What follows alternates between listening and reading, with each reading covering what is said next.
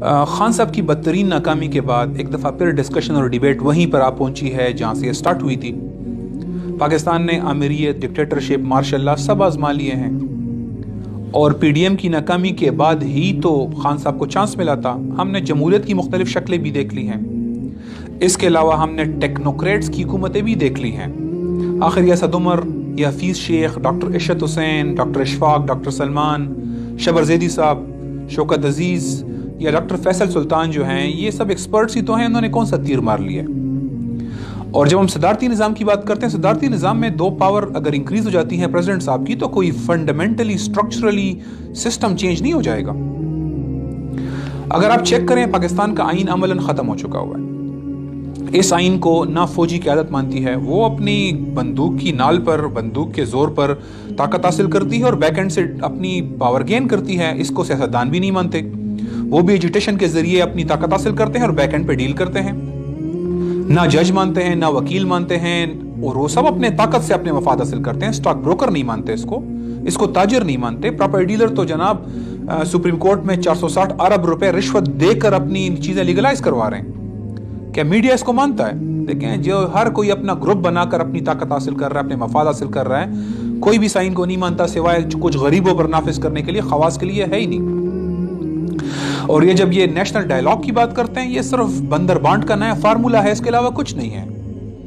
لیکن اصول یہ ہے کہ اگر آپ وہی کچھ کریں گے جو آپ ہمیشہ سے کرتے رہے ہیں، تو آپ کو وہی کچھ ملے گا جو آپ ہمیشہ سے آپ کو ملتا رہا ہے۔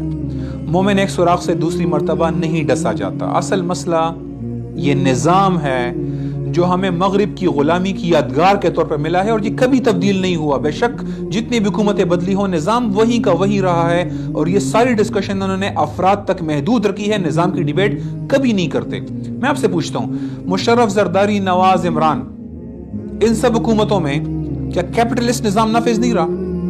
کیا جی ڈی پی ریٹ بڑھانے کو ترقی نہیں سمجھا گیا؟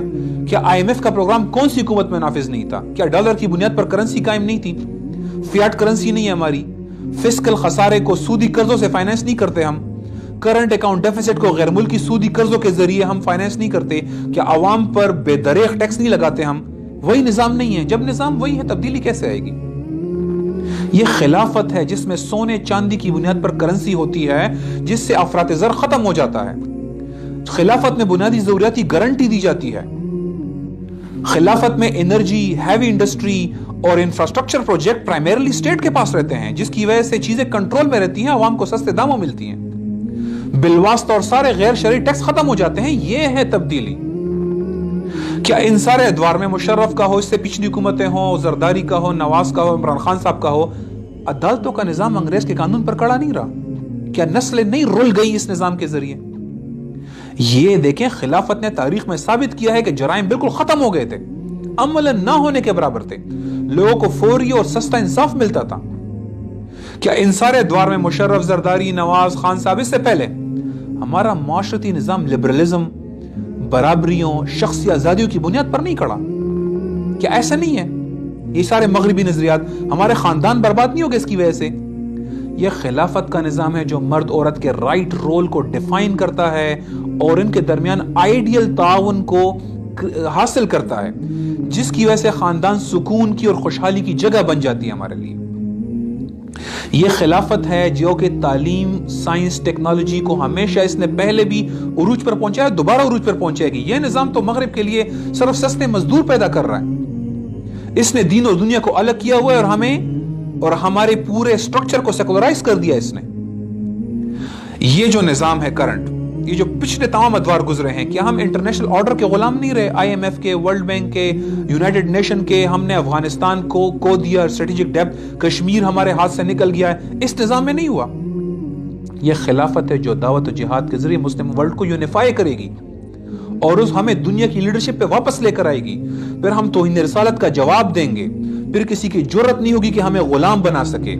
اور دیکھیں، یہ مسلمانوں کی ڈیسٹنی ہے، ہم اس سے کہیں نہیں بھاگ سکتے۔ یہ مسلمانوں کی ڈیسٹنی ہے۔ نبی صلی اللہ علیہ وآلہ وسلم نے فرمایا، ایک لمبی حدیث ہے جس کے آخری الفاظ ہیں، ثم تکون خلافہ علی منہاج النبوہ، اس کے بعد تم میں پھر خلافت علی منہاج النبوی واپس قائم ہوگی۔